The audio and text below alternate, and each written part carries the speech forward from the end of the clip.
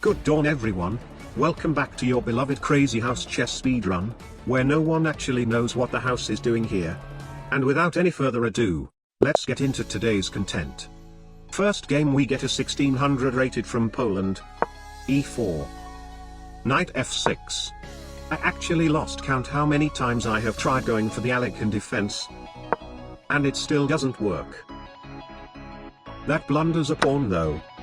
Okay, on second thought I'm honestly not even sure wasting a move just to capture a pawn like that is a good idea or not. D3. Knight back. Knight c3. D5. Well, I guess it's fine now. By capturing his e-pawn, I'm not only up a pawn on the board, but I have an extra pawn myself which can be put down at any time I want to. Losing one pawn means you are down two pawns, so make sure you are careful about gambiting pawns in your own Crazyhouse games. Bishop g5. Very aggressive. Bishop g4. Bishop takes f6. I'll take with the e-pawn.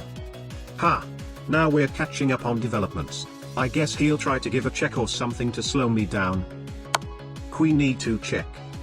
Bishop blocks. There isn't a real continuation though, his reserved knight doesn't really have a good position to land on. Knight lands on b5. I'll castle. I doubt he would want to castle queenside though. Knight takes d5. Aha! I see. He thinks that after queen takes d5 there is knight takes c7 forking my queen and rook, which means he is trading two knights for two pawns and a rook. Very creative. But sadly, it doesn't work. Knight takes c7. Queen a5 check. Forking his king and his knight on c7. He blocks with queen. Okay, I almost wanted to take his queen and went for an all-out attack. But the risk seems a bit too high for comfort. I'll keep it simple. Long castle. Aha! That king castled straight into the face of my queen. It is time for an all-out attack. Pawn drops down on b3. Only one way he can capture this pawn. 8 takes b3. Okay, I really should have thought about that a bit more before making that sacrifice. It doesn't seem to work at all. Knight on a5. King pre-moved to b1. Knight c6. A pawn drops down to defend the king. That was the pawn that I sacrificed. Man, what a big blunder that only gives him even more pawns to defend his king. Bishop takes f3. This bishop doesn't do much anymore, I'll trade it for a knight to join the queenside attack. G takes f3. Knight d4. I'll sacrifice on b3. b4. Knight b3 regardless. Take queen c3. Aha!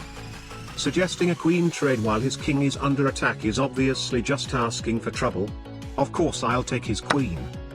Queen trade in Crazyhouse doesn't exactly lowering the attack around the king, it actually helps the attacking side to deliver a surprise attack on the vulnerable king. B takes c3. Here we go. Queen drops down on a1 check. King c2 is forced. And I sacrifice the queen. King takes the queen. Rook lands on d2 check. King e1 is forced. Knight lands on c2. Checkmate in 1. I actually played 2 games during the recording. The second game was massive back and forth against a very strong opponent. But unfortunately there was a power outage during the editing. That second game will have to be put into the next video. Subscribe to the channel so you won't be missing it. Crazyhouse chess speedrun today. 100% win rate.